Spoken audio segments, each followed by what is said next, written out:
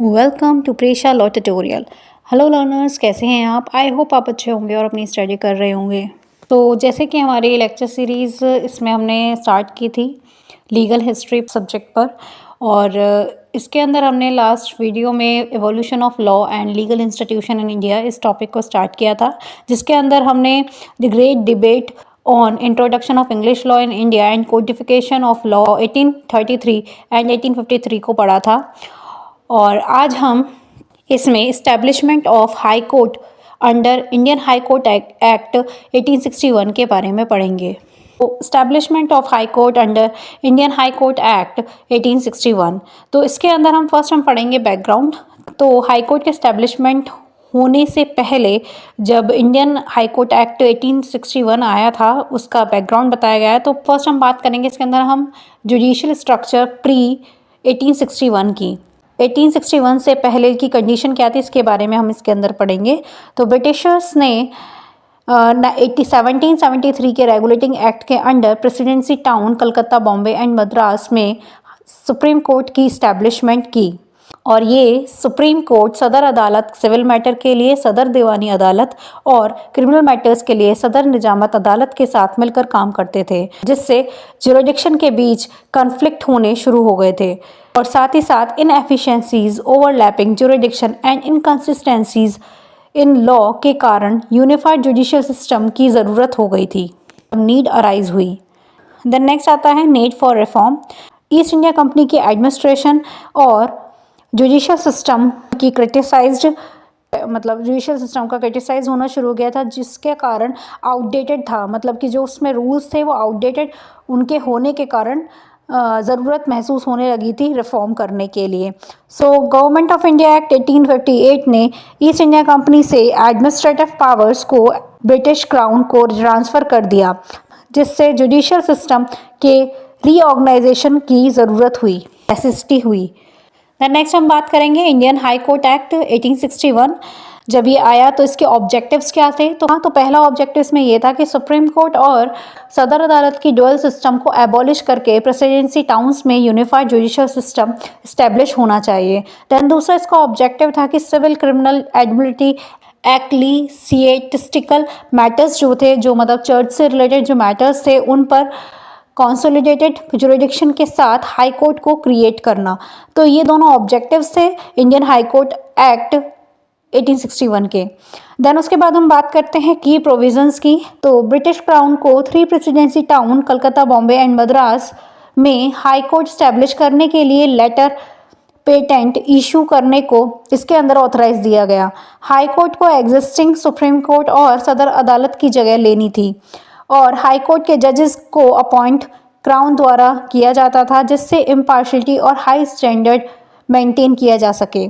Then next आता है इसमें composition of high court. High court में एक चीफ जस्टिस और मैक्सिमम 15 प्यूसाइन जजेस को रखा गया था। जजेस को सेलेक्टेड ब्रिटिश लीगल सिस्टम और इंडियन जुडिशियल सर्विस से किया जाता था, जिससे डाइवर्सिटी और एक्सपर्टाइज इंश्योर होती थी। देन नेक्स्ट आता है jurisdiction and powers.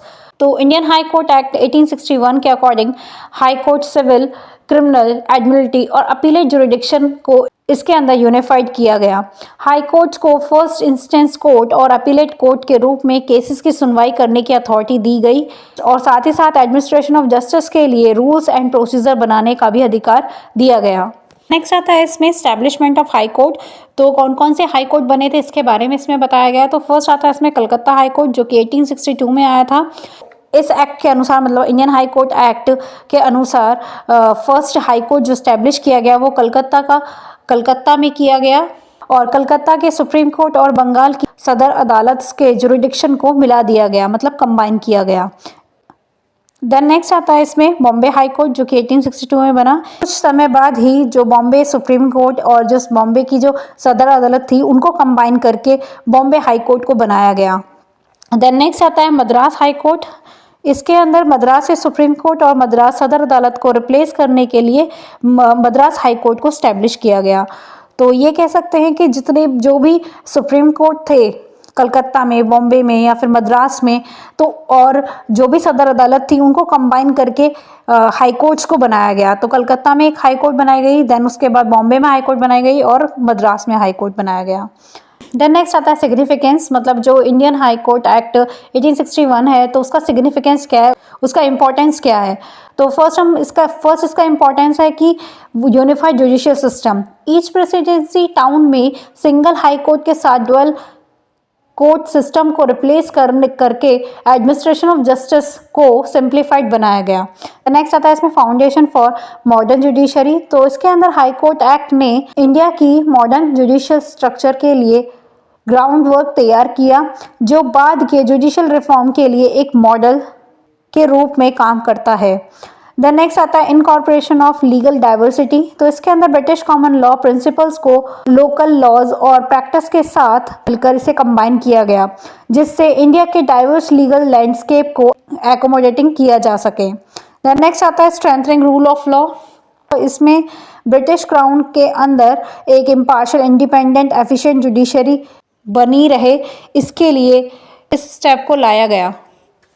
The next आता है क्रिटिसिज्म एंड लिमिटेशन, तो इंडियन हाई कोर्ट एक्ट 1861 की क्रिटिसिज्म और लिमिटेशंस क्या थी इसके बारे में इसमें बताया गया है। तो फर्स्ट आता है सेंट्रलाइजेशन ऑफ पावर, तो इस एक्ट के लोकल इन्फ्लुएंस और ट्रेडिशनल को दरकिनारे मतलब साइडलाइन करते हुए जुडिशियल पावर को ब्रिटिश क्राउन के मतलब उसके साथ उसे सेंट्रलाइज कर दिया गया था।